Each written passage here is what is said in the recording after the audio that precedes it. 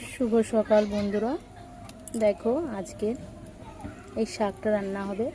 শাকটা কেটে ফেলেছি, দেখাতে পারলাম না। শাকটা কেটে ফেলেছি। শাকটার নাম হচ্ছে থানকুনি পাতা।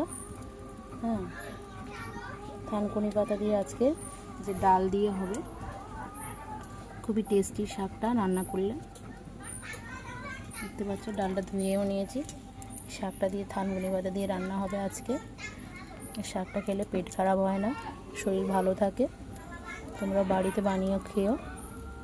ডালটা যেভাবে রান্না হয় এই শাকটাও সেভাবে রান্না হয়। ডালটা আর শাকটা বসিয়ে দিয়েছি, সেদ্ধ হবে। সেদ্ধ হয়ে গেলেই তেলে দিয়ে দেবো। সেদ্ধ হচ্ছে।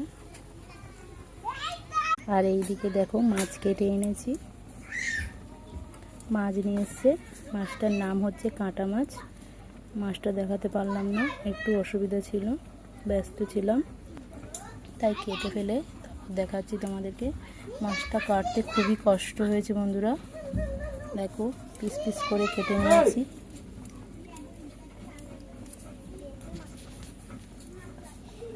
আলু টমেটো কেটে নিয়েছি। তারপরে লঙ্কাটা পেস্ট করে নেব মাছের জন্য। পুরো মাংসর মতনই রান্না হবে। আমরা মাংসর মতনই রান্না করে খাই। দেখতে পাচ্ছ মাংসের মতো আলু পিস পিস করে নিয়েছি। ডাল আর সিদ্ধ হয়ে গেছে। শাকটা হলুদ দিয়ে দিয়েছি। দেখতে পাচ্ছ এভাবে সিদ্ধ হয়ে গেছে। এবার তেলে দিয়ে দেবো পেঁয়াজ আর রসুন থেঁতা করে পেঁয়াজ দিয়ে তেলে দিয়ে ডালটা বসিয়ে দেবো। পেঁয়াজটা দিয়ে দিয়েছি। এবার রসুন থেঁতাটা দিয়ে দেবো। তেলে দিয়ে দিয়েছি। স্বাদ মতন লবণও দিয়ে দিয়েছি। সিদ্ধ হবে একটু। ডালটা রেডি হয়ে গেছে।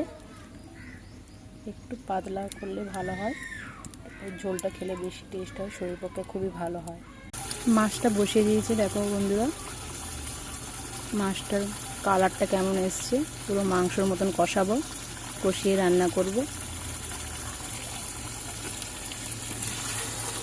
বন্ধুরা কষাতে দিয়েছি।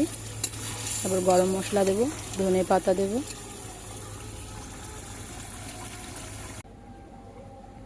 মাছটা রেডি হয়ে গেছে, রান্নাটাও হয়ে গেছে। কেমন হয়েছে তোমরা বলো অবশ্যই কমেন্ট করে। এই রেসিপিটা যদি ভালো লাগে একটা সাবস্ক্রাইব করে দিতে ভুলবেন না। টাটা বন্ধুরা।